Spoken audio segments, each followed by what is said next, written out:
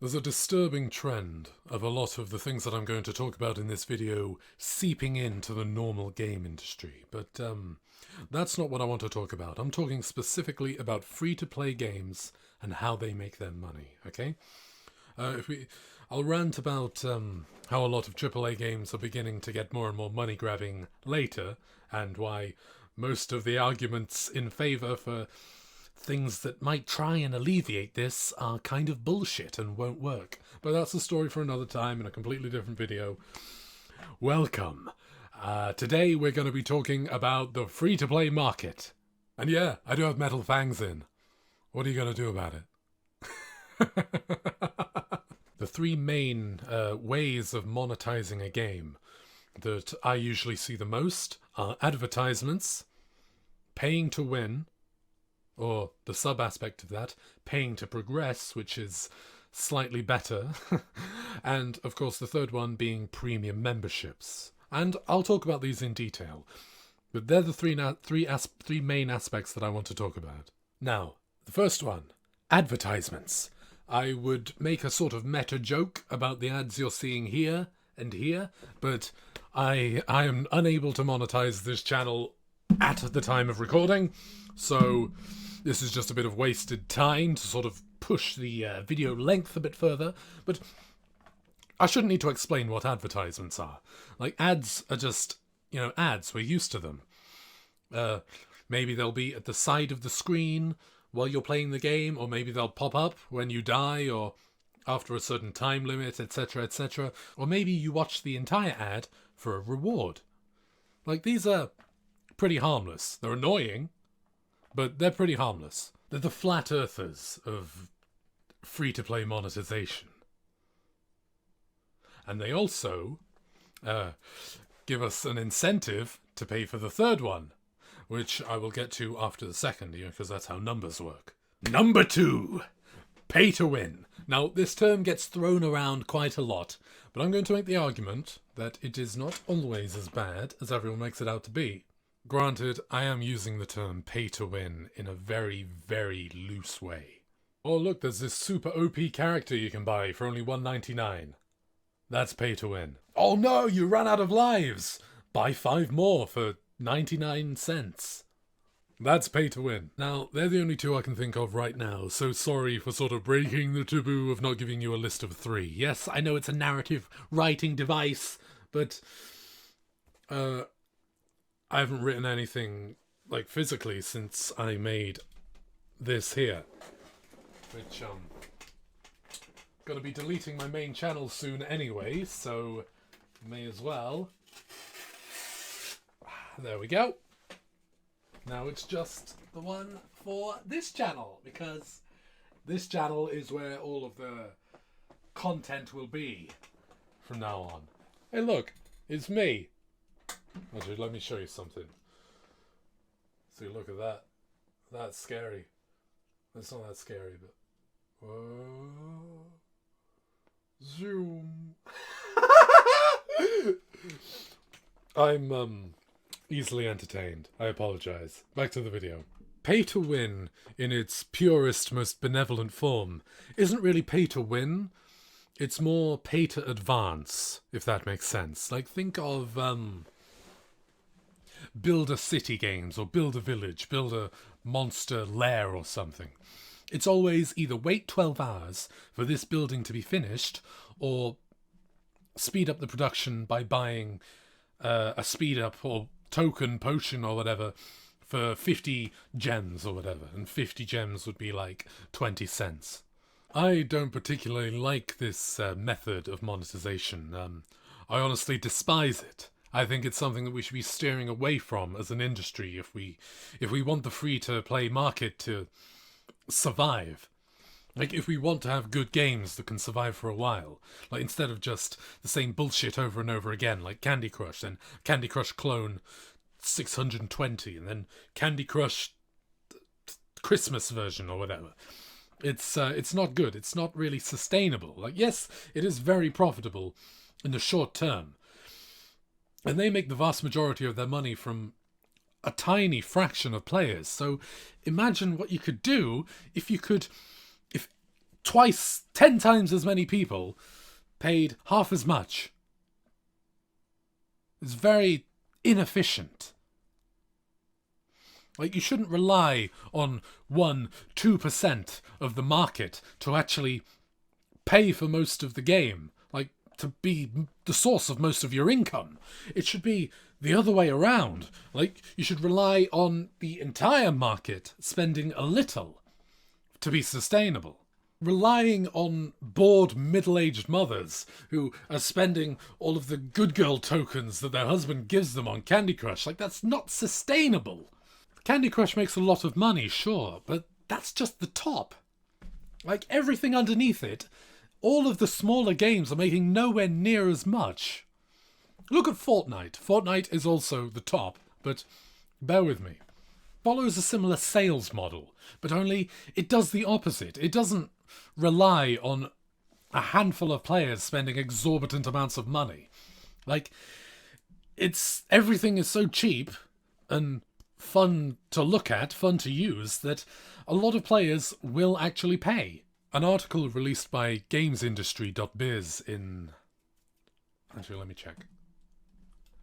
On the 27th of June 2018, okay, so that's over a year ago, they found that 69% of everyone who's ever played Fortnite had bought something. Now, I couldn't find a direct one-to-one comparison for the studies, but this one, released by The Guardian, take that as you will, found that 70% of people who'd gotten to the last level had never bought anything whatsoever. So it's literally the opposite. Granted, the Fortnite one was taking into account everyone who's actually ever played it, and this Candy Crush one is only talking about people who've basically completed the game. So I bet if you counted all of the people who gave up 3 or 4 hours in, that number would be much, much higher. But 69% who paid and 70% who didn't, that's a pretty good comparison, and I'm going to just roll with that for the time being. Because, like I said, I don't have any stats to back what I just said. Like, there aren't any studies for everyone who's ever played Candy Crush, and I doubt the people who made Candy Crush, King's Games, I think they're called, I doubt they'd ever release how small the percentage of their whales actually are, because it doesn't make them look good.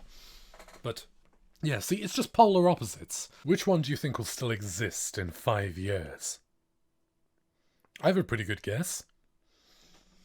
No matter how scummy and anti-consumer and, anti-developer as well, to a certain extent, Epic Games are, they're going to stick around. Because Fortnite is fucking dominating.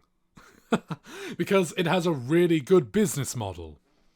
It's mastered the free-to-play, so to speak. Whereas Candy Crush, it's been a fad for a while. But it won't stick around. King's Games might make a Candy Crush 3 or whatever. There's been a lot of spin-offs, and they'll continue to milk that cow for as long as they can, but it won't be sustainable. And that's just my fortune-telling, doomsaying, seeing into the future done for the week, I should think. Now, I got a bit off topic there, and I apologise, but now back to the topic at hand. I was talking about... I remembered! I was talking about the 3 ways of monetization. And the third one, I like this one a lot. The third one is premium memberships, where you pay monthly, usually, for a service. And this service is extra content. Now, you see these a lot with online MMORPGs, like anything made by Artix Entertainment, RuneScape. I don't play as many MMOs as I should. They're the only 2 I can think of. But I'm going to tell you why I'm absolutely in love with this business model. I think it's amazing. There are quite a few reasons. One, they don't usually pressure you into buying it. Yes, they will mention it a lot. You'll be like, you need to be a premium member to access this content, or you need to be a premium member to wear this item, etc., etc. But they're just basically adverts. And we mentioned ads earlier. Ads are fine. They're just annoying, but they're fine. Secondly, Secondly, you won't really buy membership unless you're already pretty invested in the game as is. Sunk cost fallacy and all that. Like, you might be tricked into buying gems for a shitty online fucking mobile game, but you can't really be tricked into buying a membership. Like, if you buy a membership, it's because you want to access this extra content, like this extra cool stuff that the developers have made, specifically for people who want to support the development. And MMORPGs usually are in development constantly for a good 10, 15 years at the best. Maybe even longer. Like, RuneScape's been around for a really long time. Like, as is Adventure Quest. But, yeah. And thirdly, I can't think of a third one at the moment, but I want to actually do a list of 3 this time. Well, 2 list of 3s. List of 6? No, that'd be silly. Thirdly, it's usually not a paywall. Like, it's not usually get up to a certain point and then you have to pay. You're not just basically playing a demo until you actually want to support the development, like monetarily. It's usually a free base game, but with a lot of DLC, if that makes sense. Base game's free, but the DLC is like 10 times bigger. And I think that's amazing. Like, if it was up to me, if I was in charge of the entire game industry, which I will be one day, I would make basically every game like this. Like, maybe not free, but, $10 for a game. And expansion packs are 60. And there are maybe 3 or 4 expansion packs that are all like $30 each. I think that'd be really cool. Tell me what you think. How would you run the industry? What are your opinions on free-to-play? And what's your favourite implementation of monetization in free-to-play games? I have gotten so much better with talking with these in than when I started. This is insane. I can make S sounds. I have ascended into a weirdo who can talk better with metal fangs in. And speaking of, I'm going to take them out now because they're starting to annoy me. Special thanks to my 3 top-tier patrons, Stolen Dragoon, Ori Main, and Baby Kitschy. There are links to my social media in the description and links to the patrons. Yeah, and don't forget to comment. Don't give a shit about likes or subscribers or whatever. Well, I do, but, you're not really meant to say that publicly. I want to hear your thoughts, because I'm open to interpretation on a lot of these. I'm very open-minded when it comes to this, because free-to-play is still a relatively new thing, and I kind of want to get a gist of what other people think, as it's not really something I've talked about very much with my friends, or anyone really. So, yeah, I'd be delighted to hear your thoughts. And you will see me in the next video. See you later. Oh shit, I rambled for a long time then. Good grief, 13 minutes. I'm getting better at this. Woohoo!